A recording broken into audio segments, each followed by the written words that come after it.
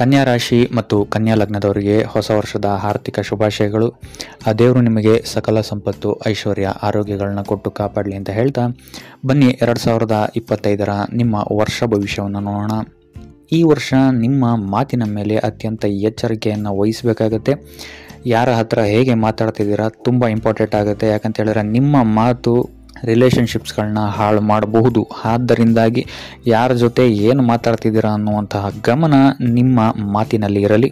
ನಿಮಗೆ ಇದೊಂಥರ ಅಲ್ಲೇ ಡ್ರಾ ಅಲ್ಲೇ ಬಹುಮಾನ ಅಂದಂಗೆ ಹೇಗೆ ಮಾತಾಡ್ತೀರಾ ಮತ್ತು ಒಬ್ಬರ ಬಗ್ಗೆ ಕೆಟ್ಟದ್ದು ಮಾತಾಡೋದಾಗಲಿ, ಕೆಟ್ಟದ್ದು ಹೇಳುವಂಥದ್ದಾಗಲಿ ಇದನ್ನು ಮಾಡದೇ ಇರುವಂಥದ್ದು ಈ ವರ್ಷ ಉತ್ತಮವಾಗಿರುತ್ತೆ. ಇಲ್ಲ ಅಂತ ಹೇಳಿದ್ರೆ ಇದರ ಪರಿಣಾಮವನ್ನು ನೀವು ಈ ವರ್ಷನೇ ಅನುಭವಿಸ್ತೀರಾ ಅಂತಲೇ ಹೇಳ್ಬೋದು. ಸೊ ಆದ್ದರಿಂದ ಅತ್ಯಂತ ಎಚ್ಚರಿಕೆಯನ್ನು ವಹಿಸಬೇಕಾಗುತ್ತೆ ನಿಮ್ಮ ಮಾತಿನಲ್ಲಿ. ಇನ್ನು ಉಳಿದಂತೆ ಈ ವರ್ಷ ನಿಮಗೆ ಮಿಶ್ರ ಫಲ ಅಂತಲೇ ಹೇಳ್ಬೋದು. ಮಾರ್ಚಿಂದ ಹಿಡಿದು ಸೆಪ್ಟೆಂಬರ್ವರೆಗೂ ನಿಮ್ಮ ಆರೋಗ್ಯ ವಿಚಾರದಲ್ಲಿ ಸ್ವಲ್ಪ ಎಚ್ಚರಿಕೆಯನ್ನು ವಹಿಸಬೇಕಾಗುತ್ತೆ. ಹೊಟ್ಟೆ, ಕಿವಿ, ಕಣ್ಣು ಮತ್ತು ಬ್ಯಾಕ್ ಪೇನ್ಗೆ ಸಂಬಂಧಿಸಿದಂತೆ 25 ವರ್ಷದವ್ರ ಮೇಲಾಗಿದ್ದರೆ ಇಲ್ಲಿ ನಿಮಗೆ ಅತ್ಯಂತ ಹೆಚ್ಚು ಎಚ್ಚರಿಕೆಯನ್ನು ನೀವು ವಹಿಸಬೇಕಾಗತ್ತೆ. ಇನ್ನು ಮಾರ್ಚಿಂದ ಹಿಡಿದು ಸೆಪ್ಟೆಂಬರ್ವರೆಗೆ ನೀವು ನಿಮ್ಮ ಆರೋಗ್ಯದ ಬಗ್ಗೆ ಹೆಚ್ಚು ಗಮನವನ್ನು ವಹಿಸಬೇಕಾಗುತ್ತೆ. ಹೊಟ್ಟೆ, ಕಿವಿ, ಕಣ್ಣು ಮತ್ತು ಬ್ಯಾಕ್ ಪೇನ್ಗೆ ಸಂಬಂಧಿಸಿದಂತಹ ತೊಂದರೆಗಳು ನಿಮ್ಮನ್ನೇ ಈ ವರ್ಷ ಕಾಣ್ಬೋದು ಅಂತಲೇ ಹೇಳ್ಬೋದು.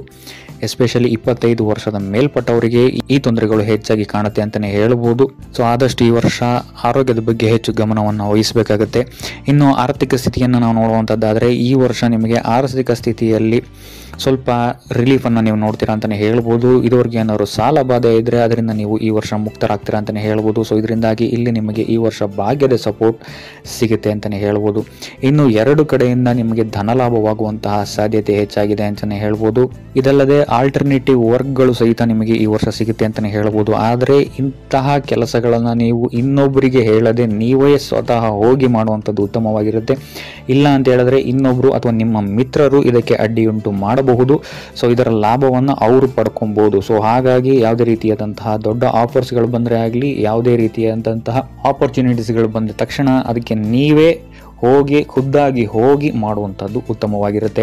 ಇನ್ನು ನೀವೇನಾದ್ರು ಇನ್ವೆಸ್ಟ್ಮೆಂಟ್ ಮಾಡ್ತೀರಾ ಅಂತ ಹೇಳಿದ್ರು ಸಹಿತ ಈ ವರ್ಷ ಅದರಿಂದ ಲಾಭವನ್ನು ನೀವು ತಗೊಳ್ತೀರಾ ಅಂತಲೇ ಹೇಳ್ಬೋದು. ಇನ್ನು ಫೆಬ್ರವರಿಯಿಂದ ಹಿಡಿದು ಡಿಸೆಂಬರ್ವರೆಗೆ ನಿಮಗಿಲ್ಲಿ ತುಂಬ ದೊಡ್ಡ ಡೀಲ್ಸ್ಗಳು ನಿಮ್ಮ ಹತ್ರ ಬರ್ಬೋದು. ಒಳ್ಳೆ ಆಪರ್ಚುನಿಟೀಸ್ಗಳು ನಿಮ್ಮನ್ನು ಹುಡ್ಕೊಂಡು ಬರುತ್ತೆ ಅಂತಲೇ ಹೇಳ್ಬೋದು. ಸೊ ಅದರಿಂದಾಗಿ ಇಲ್ಲಿ ಯಾವುದೇ ರೀತಿಯಾದಂತಹ ಪಾರ್ಟ್ನರ್ಶಿಪ್ಪಲ್ಲಿ ಹೋಗಿ ಹಾಳು ಮಾಡ್ಕೊಂಬೇಡಿ ಅಂತಲೇ ಹೇಳ್ತೀನಿ. ಸೊ ಅದರಿಂದಾಗಿ ಇಲ್ಲಿ ಸ್ವಲ್ಪ ಗಮನ ವಹಿಸುವಂಥದ್ದು ಉತ್ತಮವಾಗಿರುತ್ತೆ.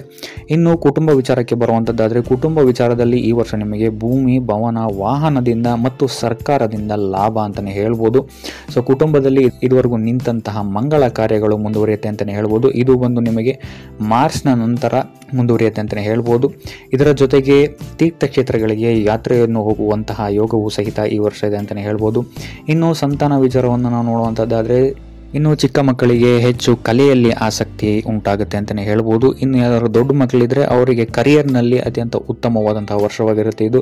ಇನ್ನು ಎಜುಕೇಷನಲ್ಲೂ ಅಷ್ಟೇ ಉತ್ತಮವಾದಂತಹ ವರ್ಷವಾಗಿರುತ್ತೆ. ಇನ್ನು ವಿದ್ಯಾರ್ಥಿಗಳ ವಿಚಾರವನ್ನು ನಾವು ನೋಡುವಂಥದ್ದಾದರೆ ಈ ವರ್ಷ ನಿಮಗೆ ಅತ್ಯಂತ ಉತ್ತಮವಾದಂತಹ ವರ್ಷವಾಗಿರುತ್ತೆ. ನಿಮ್ಮ ಇಚ್ಛೆ ಪೂರ್ತಿಯಾಗುತ್ತೆ ಅಂತಲೇ ಹೇಳ್ಬೋದು ಈ ವರ್ಷ. ಇದಲ್ಲದೆ ವಾಹನವನ್ನು ಸಹಿತ ಕೊಂಡುಕೊಳ್ಳುವಂತಹ ಯೋಗವಿದೆ ಅಂತಲೇ ಹೇಳ್ಬೋದು. ಇನ್ನು ದಾಂಪತ್ಯ ಜೀವನವನ್ನು ನಾವು ನೋಡುವಂಥದ್ದಾದರೆ 7ನೇ ಮನೆಯಲ್ಲಿರುವಂತಹ ರಾಹು ನಿಮಗಿಲ್ಲಿ ಮಿಶ್ರ ಫಲವನ್ನು ಕೊಡ್ತಾನೆ ಅಂತಲೇ ಹೇಳ್ಬೋದು. ನಿಮ್ಮ ಸಂಗಾತಿಯ ಕರಿಯರಲ್ಲಿ ಉತ್ತಮವಾದಂತಹ ಫಲವನ್ನು ಈ ರಾಹು ಗ್ರಹ ನೀಡುತ್ತೆ ಅಂತಲೇ ಹೇಳ್ಬೋದು. ನಿಮ್ಮ ಸಂಗಾತಿಗೆ ಈ ವರ್ಷ ಕೆಲಸದಲ್ಲಿ ಪದವಿ ಪ್ರತಿಷ್ಠೆಗಳು ಹೆಚ್ಚಾಗಿ ಸಿಗುತ್ತೆ ಅಂತಲೇ ಹೇಳ್ಬೋದು. ಆದರೆ ನಿಮ್ಮ ಸಂಗಾತಿಗೆ ಸ್ವಲ್ಪ ಹೆಲ್ತ್ ಇಶ್ಯೂಸ್ಗಳು ಈ ವರ್ಷ ಹೆಚ್ಚಾಗಿ ಆಗಬಹುದು. ಗಾಯಗಳಾಗುವಂತಹ ಸಾಧ್ಯತೆ ಹೆಚ್ಚಾಗಿದೆ ಅಂತಲೇ ಹೇಳ್ಬೋದು. ಇದಲ್ಲದೆ ರಾಹುವಿನ ಈ ಗೋಚರ ನಿಮ್ಮ ದಾಂಪತ್ಯದಲ್ಲಿ ಸ್ವಲ್ಪ ಟ್ರಸ್ಟ್ ಇಶ್ಯೂವನ್ನು ಬಿಲ್ಡ್ ಮಾಡುತ್ತೆ ಅಂತ ಹೇಳ್ಬೋದು. ನಿಮ್ಮ ಕೆಲವೊಂದು ಸುಳ್ಳುಗಳು ಸಿಕ್ಕಾಕೊಳ್ಳುತ್ತೆ ಅಂತಲೇ ಹೇಳ್ಬೋದು. ಸೊ ಇದರಿಂದಾಗಿ ನಿಮ್ಮ ಪಾರ್ಟ್ನರ್ಗೆ ನಿಮ್ಮ ಮೇಲೆ ಸ್ವಲ್ಪ ಟ್ರಸ್ಟ್ ಇಶ್ಯೂಸ್ಗಳು ಇರ್ಬೋದು ಅಂತಲೇ ಹೇಳ್ಬೋದು. ಇದಲ್ಲದೆ ನಿಮ್ಮ ಪಾರ್ಟ್ನರ್ ಜೊತೆ ಈ ವರ್ಷ ಯಾತ್ರೆಗಳನ್ನು ಸಹಿತ ಹೋಗುವಂತಹ ಸಾಧ್ಯತೆ ಇದೆ. ಇದಲ್ಲದೆ ವಿದೇಶಿ ಯಾತ್ರೆಯನ್ನು ಸಹಿತ ಮಾಡುವಂತಹ ಸಾಧ್ಯತೆಗಳಿದೆ ಅಂತಲೇ ಹೇಳ್ಬೋದು. ಇನ್ನು 9ನೇ ಮನೆಯಲ್ಲಿರುವಂತಹ ಗುರುಗ್ರಹ ನಿಮ್ಮ ತಂದೆ ತಾಯಿ ಅಥವಾ ಹಿರಿಯರಿಗೆ ಧನಲಾಭವನ್ನು ಉಂಟು ಮಾಡುತ್ತೆ ಅಂತಲೇ ಹೇಳ್ಬೋದು.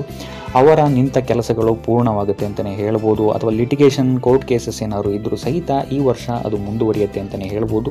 ಇನ್ನು ಉದ್ಯೋಗ ಸ್ಥಿತಿಯನ್ನು ನಾವು ನೋಡುವಂಥದ್ದಾದರೆ ಜನವರಿ, ಫೆಬ್ರವರಿ ನಿಮಗೆ ನಾರ್ಮಲ್ ಆಗಿ ಇರುತ್ತೆ ಅಂತ ಹೇಳ್ಬೋದು. ಮಾರ್ಚ್ನ ನಂತರ ನಿಮಗಿಲ್ಲಿ ಅತ್ಯಂತ ಉತ್ತಮವಾದಂತಹ ದೊಡ್ಡ ಪರಿವರ್ತನೆಗಳು ನಿಮ್ಮ ಕರಿಯರ್ ವಿಚಾರದಲ್ಲಿ ಸಿಗುತ್ತೆ ಅಂತಲೇ ಹೇಳ್ಬೋದು. ಸೊ ಇದರಿಂದಾಗಿ ಇಲ್ಲಿ ನಿಮಗೆ ಪದವಿ ಪ್ರತಿಷ್ಠೆಗಳು ಹೆಚ್ಚಾಗುತ್ತೆ, ಸ್ಥಾನ ಬದಲಾವಣೆಯಿಂದಾಗಿ ನಿಮಗಿಲ್ಲಿ ಉತ್ತಮವಾದಂತಹ ಲಾಭವಾಗುತ್ತೆ ಅಂತಲೇ ಹೇಳ್ಬೋದು. ಇದಲ್ಲದೆ ದೊಡ್ಡ ದೊಡ್ಡ ಜವಾಬ್ದಾರಿಗಳು ಸಹಿತ ನಿಮಗಿಲ್ಲಿ ನಿಮ್ಮ ಕೆಲಸ ಕಾರ್ಯಗಳಲ್ಲಿ ಸಿಗುತ್ತೆ ಅಂತಲೇ ಹೇಳ್ಬೋದು. ಸೊ ಇದಲ್ಲದೆ ಟ್ರಾವೆಲಿಂಗು ಸಹಿತ ಹೆಚ್ಚಾಗಬಹುದು ಕರಿಯರ್ಗೆ ಸಂಬಂಧಿಸಿದಂತೆ. ಸೊ ಆದಷ್ಟು ನಿಮ್ಮ ಪಾರ್ಟ್ನರ್ಶಿಪ್ ವ್ಯವಹಾರಗಳೇನಾದ್ರು ಮಾಡ್ತಾ ಇದ್ದೀರಾ ಅಂತ ಹೇಳಿದ್ರು ಸಹಿತ ಇಲ್ಲಿ ಸ್ವಲ್ಪ ಎಚ್ಚರಿಕೆಯನ್ನು ವಹಿಸಬೇಕಾಗುತ್ತೆ. ಪಾರ್ಟ್ನರ್ನ ನಂಬಿ ನೀವಿಲ್ಲಿ ಮೋಸ ಹೋಗುವಂತಹ ಸಾಧ್ಯತೆ ಹೆಚ್ಚಾಗಿದೆ ಅಂತಲೇ ಹೇಳ್ಬೋದು. ಸೊ ಅದರಿಂದಾಗಿ ಪಾರ್ಟ್ನರ್ಶಿಪ್ ವ್ಯವಹಾರಗಳಿಂದ ಆದಷ್ಟು ಈ ವರ್ಷ ದೂರ ಇರುವಂಥದ್ದು ಉತ್ತಮವಾಗಿರುತ್ತೆ. ಇನ್ನು ವ್ಯಾಪಾರಿಗಳಿಗೂ ಈ ವರ್ಷ ಪರಿವರ್ತನೆಯ ಯೋಗ ಇದೆ ಅಂತಲೇ ಹೇಳ್ಬೋದು. ಹೊಸ ಕಾರ್ಯಗಳನ್ನು ನೀವು ಶುರು ಮಾಡ್ತೀರಾ ಅಂತಲೇ ಹೇಳ್ಬೋದು.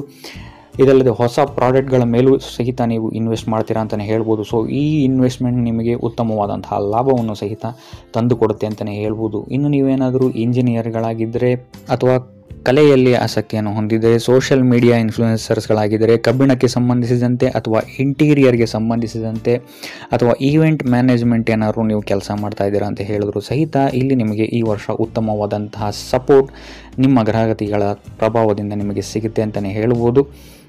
ಇನ್ನು ಕೃಷಿ ಮತ್ತು ಎಲೆಕ್ಟ್ರಿಷಿಯನ್ಸ್ಗಳಾಗಿದ್ದರೂ ಸಹಿತ ಈ ವರ್ಷ ಮಂಗಳನ ಕೃಪೆ ನಿಮ್ಮ ಮೇಲೆ ಅತ್ಯಂತ ಹೆಚ್ಚಾಗಿರುತ್ತೆ ಅಂತಲೇ ಹೇಳ್ಬೋದು.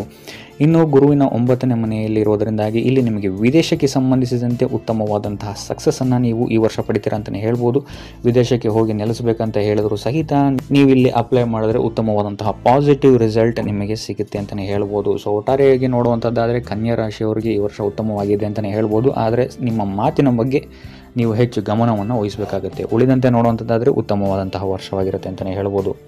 ಸೊ ಇದಾಗಿತ್ತು ಕನ್ಯಾ ರಾಶಿಯವರ 2025 ವರ್ಷ ಭವಿಷ್ಯ.